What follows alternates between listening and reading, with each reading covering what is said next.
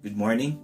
My name is Oliver Perry Saloma. I am a certified Kasik Center for Accredited Communicator, a loyal distributor of Kasik Herbs Corporation since 2009, a registered Filipino nurse by profession, a certified reflexologist, and currently working at Oriental Acupuncture and Therapy Clinic at El Paso, Texas, USA with my dad, Edward. As part of my advocacy, my passion is to share my knowledge and educate those who needs guidance, especially those who have been suffering from long-term or even acute medical conditions or issues.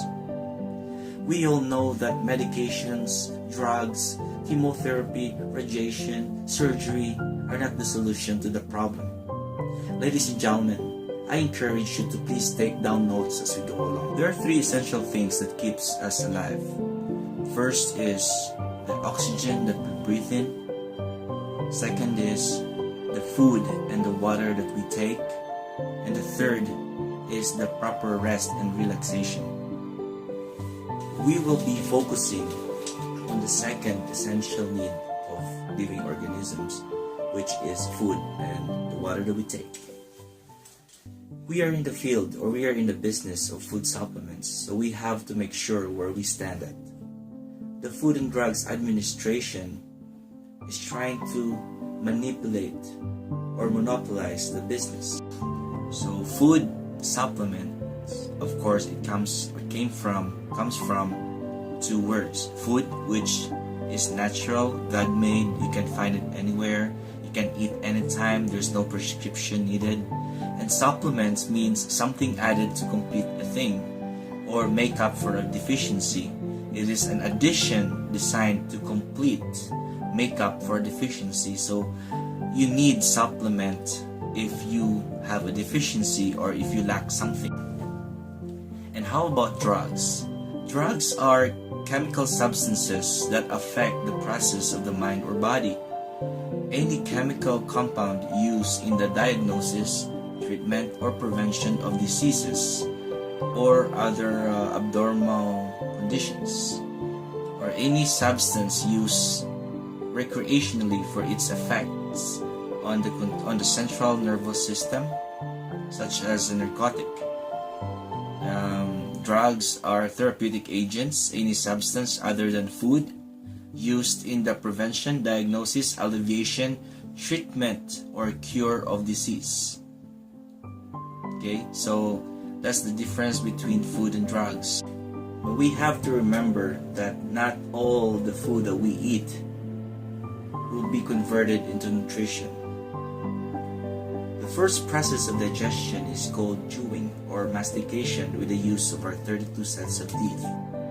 So we have to make sure that before we swallow the food, it is already turned into small pieces. So our suggestion is, you have to make sure you have to stay on the table within 30 to 45 minutes every meal. You have to spend time chewing your food. Once you chew your food, once you have time, you will be creating saliva. And saliva is very powerful. It is very caustic, that it has the capacity to melt even the most complex composition of the food that you eat. So enzymes are very important in the field of digestion. Once the food enters your throat, if you have a lot of saliva, the food will be soft.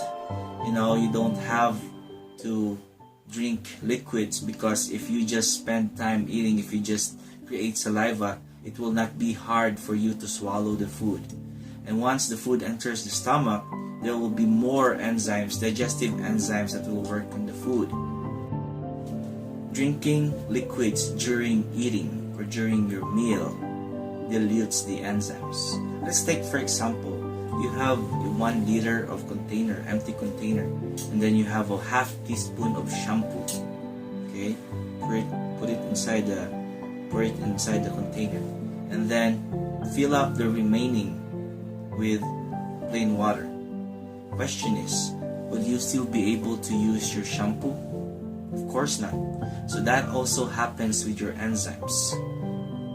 Every time you eat and then you drink, enzymes will be diluted. Let's say, for example, there is a specific enzyme for carbohydrates. you're fond of eating carbohydrates. So carbohydrates may have sugar, you have simple sugar and different kinds of compounds. So let's say while you're eating this piece of bread, okay, you keep on drinking. So this specific enzyme called amylase, which is responsible for converting your carbohydrates into complex starch, which will be needed by your body to provide you energy at the end of the day or during the day. Okay, so every time you eat a piece of bread, you keep on drinking. So that amylase won't be able to convert the food, that bread, into what the body really needs. Okay, so at the end of the procedure, at the end of the processes, at the end of the digestive process, that bread that you just ate will not be converted into complex starch, but it will still stay as that bread, which is sugar or simple starch. So you won't be able to have the desired nutrition, the desired nutrient that the body needs. Okay, so I suggest during your meals, avoid drinking liquids. You have to give at least an hour before and an hour after, and that's when you drink your liquids. Even soup is also considered liquids. So you may have a little sip, or probably one-fourth of a cup. That is just enough not to dilute your enzymes. So as you see Chinese people, in the restaurants, they give you a little cup of tea, just a little cup of tea, just to make sure you warm your stomach before you eat. But that's just a little cup of tea. In the United States, they give you a big glass of unlimited drinks, soda, water, juice, lemonade, iced tea, and it's still cold. Cold. Remember, anything that is cold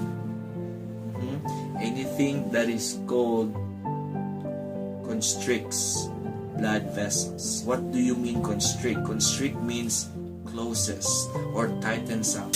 Every time you have a cold temperature or cold factor in your body, your muscles, your veins, your arteries, your pores, they close. That's why when you are in a cold temperature, your body shivers, trying to produce heat. If you are also in a hot place, okay, you sweat because your pores are open. It's easily the sweat can easily come out from your ice or cold constricts blood vessels or causes vasoconstriction. So usually cold or ice is applied to an injury. Let's say for example you play basketball and somebody hits you in the face. In order for you to avoid swelling, bruising or edema, you have to put ice as soon as possible within probably 3 hours or less, because if you don't put ice or cold application, you will have a bruise or swelling in your face. Why? The reason why you have avoided or you have prevented swellings because once you had an injury, the blood vessels, they cut, but because you don't have an open wound, okay, the blood and the water cannot get out of the broken skin, but instead they will just stay inside the skin. So blood and water mixes. So once they mix inside, then you can see a bluish, violetish, reddish discoloration in your face or in your skin, which is called bruise. Okay, so in order to avoid that, you have to apply cold or ice so that the blood vessels or the arteries or the veins will close, preventing more water and blood to come out from them. So remember, every time you have cold or you apply cold or you drink cold, you have vasoconstriction, which is bad. It also causes blood pressure, okay, high blood pressure. Why? Because if your blood vessels are tight, are constricted, blood will have problems passing through the holes of your veins and arteries. It can also cause problems with your extremities. okay, your far extremities. Because you see, if you shake hands of some people, their hands and their feet are cold. Why? Because their extremities they have poor circulation. So in order to avoid that, you have to avoid drinking cold drinks. You have to avoid staying in cold temperature environment. Okay? And then you have to avoid drinking while you're eating. Okay? Because drinking while eating can also cause phlegm and mucus production in your system. If you have phlegm and mucus in your system, okay, your blood becomes thick and heavy. Okay? Your muscles becomes watery or has phlegm, and because the phlegm and the mucus can cause a lot of weight difference. Okay, it can also block circulation, so that's why a lot of people who have problems with phlegm and mucus, they have problems with their varicosities, they have varicose veins. They also have problems with their eyesight, they have problems with their memory, they have problems with their gastrointestinal tract. Some people, they have heartburn, they have gastritis, they have colitis. Some people, they have hearing problems because, okay, particularly in this area, because when you sleep at night, especially if you're on your side, okay, the mucus or the phlegm wants to get out from your ears, but because your ears are vacuumized, they only stay here on the side of your ear. When you wake up in the morning, okay, only one ear is blocked. So some people, they experience vertigo, or they experience ringing of the ear, or called tinnitus. So in order to avoid that, you have to avoid drinking liquids while you're eating and avoid drinking cold drinks. When is the best time to take your food supplements? So the answer is, it depends on how sensitive your stomach is. But as much as possible, we encourage our clients to drink the food supplements on an empty stomach. So usually what we do is we early morning, as you wake up, let's say you wake up at 6 in the morning, just make some hot tea, and then whatever supplement you have, take that together with the hot tea. Okay, remember, the hot tea must only be like about 1 cup or 1 glass. It has to be warm or hot or lukewarm or room temperature. And then you have to give at least 1 hour. That's when you have your first meal in the morning after that, which is called breakfast. The reason why it's called breakfast, because you haven't eaten for 12 hours since your dinner. What time do you eat your dinner? Usually you have your dinner at around 6 to 8 in the evening. And then you have your first meal in the morning at around 8 or 7 in the morning. So that's about 12 hours of not eating anything. So you have to break that 12-hour fasting. That's why it is called breakfast. You have to break the fasting. Some people, they don't have breakfast, they don't eat breakfast, and that is very dangerous, because time will come that you will, let's say you develop that bad habit for 20 years, 30 years, that's when you develop a deficiency called diabetes. Why diabetes? Because for 20 years, 30 years, in the morning, your pancreas, which is responsible for producing your insulin, will keep on producing insulin, so you will be able to have the energy for the whole morning. But the problem is, you don't replace what the pancreas need in order to provide you with the insulin. So in 20 to 30 years, which ideally, deficiency develops after 20, 30, 40 years of not doing the right thing. So don't expect to develop a deficiency within a month period of time. It has to take longer periods of time. Okay? So time goes by without breakfast. And then here comes one time that the pancreas will just tell you, hey, I'm tired. I've been giving you insulin for the rest of your life.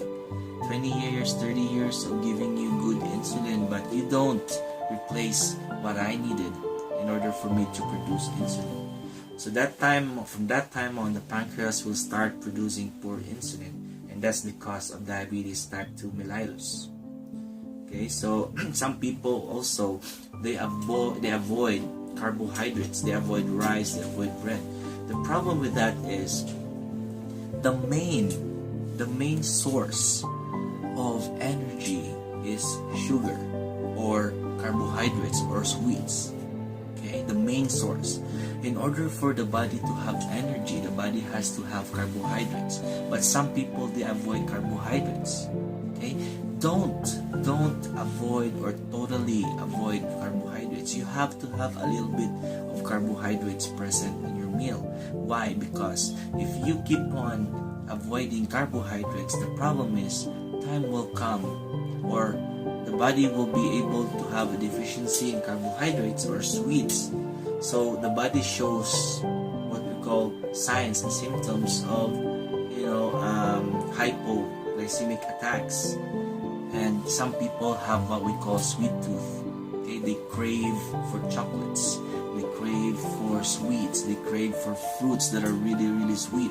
Okay, so we don't want that to happen, because if that happens, if you keep on doing that for a long period of time, you will have a deficiency. Okay, and so you have to take your supplements. Okay, you have to double time taking supplements. If not, you will be starting to inject with insulin. You will have problems with your blood sugar in the future. How much and how long will I be taking the supplements? The answer is, it depends on how badly the body needs the supplement. That's why it's called a supplement, because it will try to fix the deficiency. So usually I recommend 120 days religious taking of that supplement. You have to take it within 120 days. It also depends on how much dosage you have to take. 120 days is the lifespan of the red blood cells. So I just want to make sure that it follows the cycle of red blood cells, so that it will genetically implant on the genes of the red blood cells, so that the body will be able to think that it is already part of the cycle. So it's just take it 120 days straight, and if you wish to continue, you may, or if you wish to rest for a while, we have this what we call resting phase. You can take the supplement for straight 120 days, and then you can rest for 2 months, okay, for 60 days, and then you come back again with the same supplement, or you can take another different supplement. So you have to make sure you know what your body needs, because you cannot take a supplement, or you don't take a supplement if you don't have a deficiency. In Oriental medicine, you don't fix what if you don't have a problem.